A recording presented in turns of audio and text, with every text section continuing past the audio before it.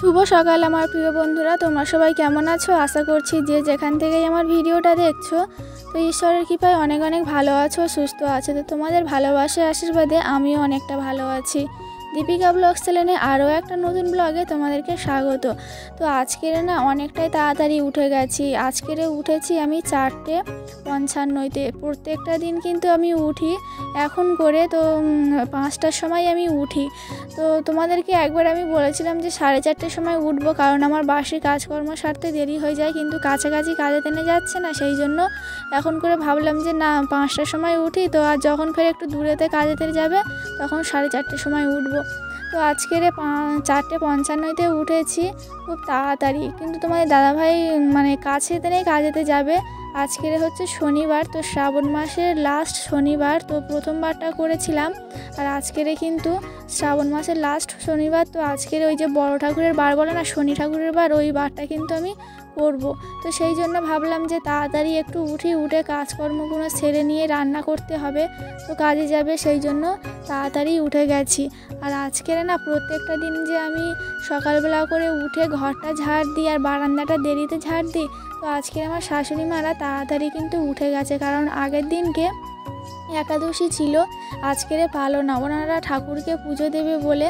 আর পালনাটা আজকের অনেকটাই তাড়াতাড়ি, সেই জন্য উঠে গেছে। তো তাড়াতাড়ি করে ঘর বারান্দা ঝাড় দিয়ে নিয়েই তারপরে পান্তাটা এজোর করলাম, নাইটি চেঞ্জ করে চাল বার করে ধুইলাম। আর এখন এই যে রান্নাটা কিন্তু আমি বসিয়ে দিয়েছি।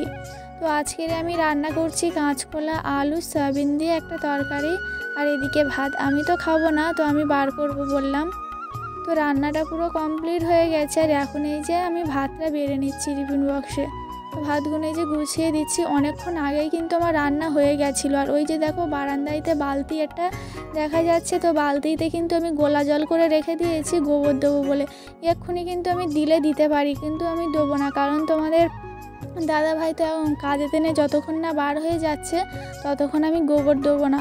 কারণ ও যদি না বার হয় না, কারণ যাবে আসবে ঘন ঘন ঘরেতে, তারপরে এই যে রান্নাঘরে হাঁটবে, আর গোবর দিলে না শুকানো পর্যন্ত ওর ওপরে কিন্তু হাঁটলে কেমন যেন একটা দাগ হয়ে যায়, পায়ের দাগ হয়ে যায়। সেই জন্য যতক্ষণ না কাজেতে বার হয়ে যাচ্ছে ততক্ষণ কিন্তু আমি। তো এখন আমি বাসন কটা মাজতে চলে এসেছি ভাতের জোগাড়টা করে দিয়ে। তো এ কটা মাজার পরে তারপরে কিন্তু আমি ঘর বারান্দাগুলো গোবর দিয়ে নেবো। আর আজকের কত সুন্দর যেন রোদ উঠেছে সকাল থেকে। প্রত্যেকটা দিন সকালবেলা করে দেখছি এখন করে কয়েকদিন খুব বৃষ্টি হচ্ছে, আবার কখন কখন রোদ হচ্ছে। তো বর্ষাকালে এইরকমই তো হবে।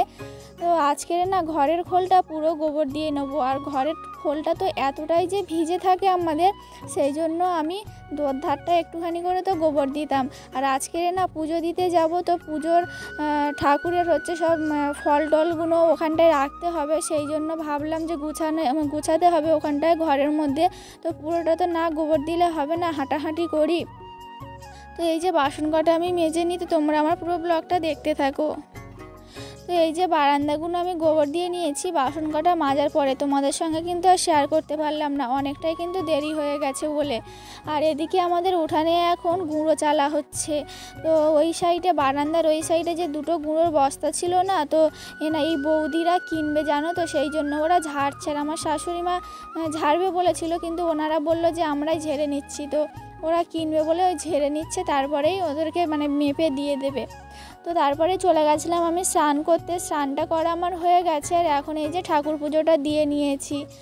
আর এদিকে দেখো আগের দিনকে আমার বর ফলের বাজার করে নিয়ে এসেছিলো, তো মুসুম্বি, লেবু, কাঁঠালি কলা, সিন্নির জন্য কাঁঠালি কলা তো লাগবেই, ওদিকে আছে নেসপাতি। আর এই যে তালটা নিয়ে যাব, প্রথমবারের দিনকে দেওয়া হয়নি, তো ব্রাহ্মণ বলেছিল যে লাস্ট বারের দিনকেও দেওয়া যাবে।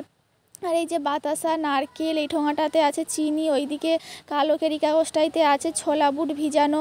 তো নিয়েছি সব গুছিয়ে, এবারে ব্যাগের মধ্যেই ভরবার। এই যেটা আমাদের গাছের শসা, আর এই কাগজটাইতে আছে ময়দা। তো বন্ধুরা এই যে এখন আমি পুজো দিতে চলে এসেছি। আর বাড়ি থেকে তোমাদের সঙ্গে কোনো কথাই বলতে পারিনি, কি যখন আমি গাড়িতে উঠেছিলাম যে তোমাদের সঙ্গে কথা বলবো, তো আমার ছেলে কোলেতে ছিল, তারপরে আমার হাতে একটা ব্যাগ, আর ব্যাগটা যা ভারী হয়েছিল, যে তালটা অনেকটা বড়, সেই জন্য ভারী হয়েছিল অনেকটা। সেই জন্য ফোনটাও বা কী করে ধরবো, ওই জন্য আর তোমাদেরকে কিছু শেয়ার করতে পারিনি, কি আমি কথাও বলতে পারিনি তোমাদের সঙ্গে। একেবারে এই যে বসে গেছি পুজোইতে। আর এই সাইডে দেখো ওই দিকে আমার মা বসে আছে, আর আমার পাশে এটা আমার ছোটো কাকিমা। তোমরা হয়তো কেউ দেখোনি আমার ছোটো কাকিমাকে, তো এটাই হচ্ছে আমার নিজের ছোটো কাকিমা। তো এখন আমাদের পুষ্পাঞ্জলি দেওয়া হয়ে গেছে, আর এখন কিন্তু সবাই দাঁড়িয়ে আছি। তো আমার কাকিমা আর মা চলে গেছে প্রসাদটা আনতে, আর আমি আর আমার ছেলেকে নিয়ে বাইরেতে দাঁড়িয়ে আছি, এতটাই যে ভিড়। আর আসার সময় না আমি কিন্তু আমার মায়ের সাথেই আসতাম, মা কাকিমাদের সাথে। তো আমার মা ফল টল কিছু কেনেনি, তো সেই জন্য বললো যে, আমি বললাম যে মা আমার তো দেরি হবে, তুমি যাও গিয়ে ফল কিনবে, তারপরে কাটাকুটি করবে, তুমি তাড়াতাড়ি চলে যাও। ওই জন্য মা কিন্তু আসার সময় চলে এসছে, আর আমি কিন্তু লাস্টেই এসছি।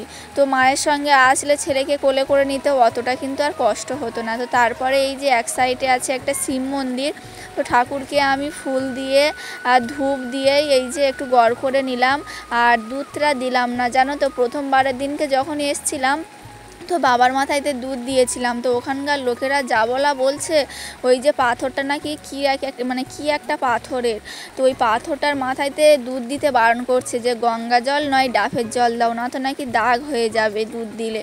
তো যারা এখন এই আজকেরে দিচ্ছে তাদেরকেও কত কথা বলছে, তবুও না তারা জোর করে দিচ্ছে। তো সেই জন্য আর দিলাম না। মারা বলছে যে থাকবে দুধ দিতে হবে না, ওনারা বকাবকি করছে। আর আমার ছেলে না ঠাকুর দেখে কি ভয়, তো চলে এসেছি বার হয়ে থান থেকে। আর এই যে আমার কাকিমা সোনা বাঁধানো শাঁখা করবে, সেই জন্য বললো যে চল একটা দোকানেতে যাই, শাঁখা পছন্দ করব। তো এই যে পেটি বসানোর শাঁখা করবে, তো কাকিমার হাতের মাপ দেখছে এখন।